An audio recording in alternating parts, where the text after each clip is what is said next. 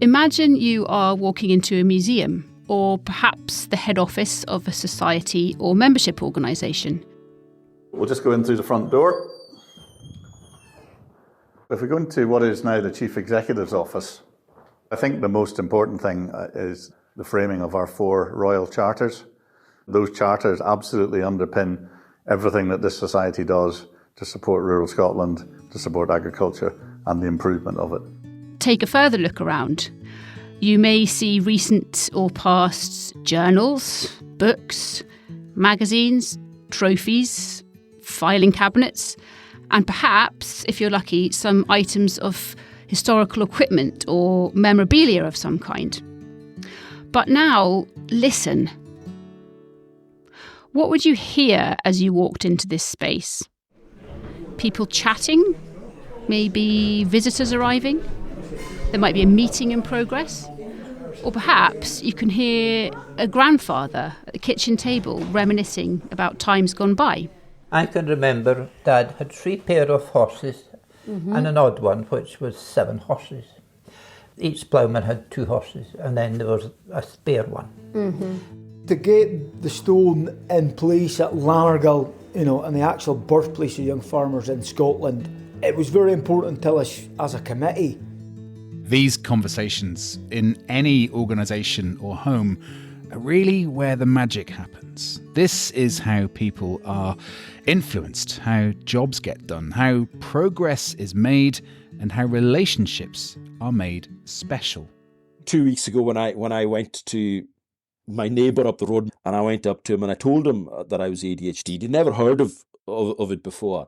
And he interrupted me and he goes, "So is this like the days I go in and your sheep are all over the place and I phone you and I go, 'How are my sheep out?' And then he says, 'Because you forgot to close the gate.'" And I was like, "Yes, that's it. That's exactly it." So he's like, "Okay, I understand it now." Why then do voices not form part of the archive, if you like, that we leave for future generations to digest? Surely real voices are the best way in which to give an account of how history unfolds. One of the things that I've been very aware of is what we've got at Morden by way of a national capability. It's owned and run by farmers, and yet we are doing work for national good. When the pandemic struck, we were within a week in conversation with the NHS to offer the facilities which we had to help with the pandemic. What if we could preserve those voices? What if those future generations could hear the voices of those people within rural Scotland who are really making a difference? Those people who have a fascinating story to tell. And that's what we're looking to do now with OnRECORD, created by our team at Scene&HerdPR and Marketing, who also founded and still produce the OnFARM podcast. OnRECORD captures the stories of rural Scotland's people. Farmers who've overcome adversity, business owners who've done great things, people who have led great organisations, the heads of families who themselves are leaving a powerful legacy. Do you see yourself as a farm laddie who got lucky at rugby, or a rugby player that happens to be from a farming background? Well, I think when you have a look at life back, even the way I am with MND, I'm very lucky. Even with this MND lark as well. I was lucky the way I grew up. Mum and Dad put a lot into our education, didn't do that well. I'm not that clever. When our children and our children's children want to understand past generations, they will be able to hear firsthand what life was like for current generations straight from the horses' mouths. I used to think that there were sheep and there were cows.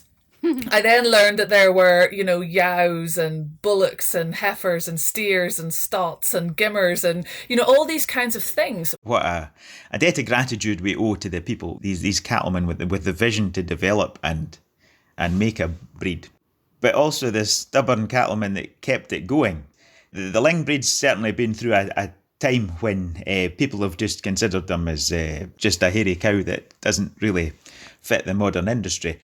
OnRECORD speaks to rural people from all over Scotland, capturing their stories for both posterity and for archival purposes, ensuring that not only are we leaving behind photographs and journals, but that we're also leaving behind those voices, words and accents and dialects that make us and our lives unique. If you want a completely off-the-wall fact, I was a Scottish men's over 60-year-old pole vault champion. That is unbelievable. Look above my ear. Do you see it? Yes, I can see it. The pole. Yes. Oh my word. Evidence. Yes. Organisations can add to their archives. Families can preserve the voices of their parents or grandparents.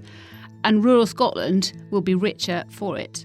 Each OnRECORD episode is recorded either in person or online and then professionally edited into a final version of between around 30 and 60 minutes in length and also packaged up into a suitable audio file. We'll also transcribe the episodes and provide a bound copy of the transcription.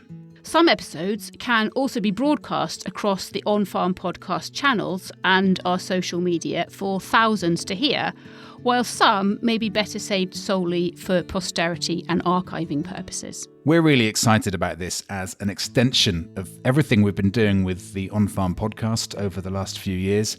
OnRECORD can and will give rural Scotland a stronger voice and the contemporary archive that it truly deserves.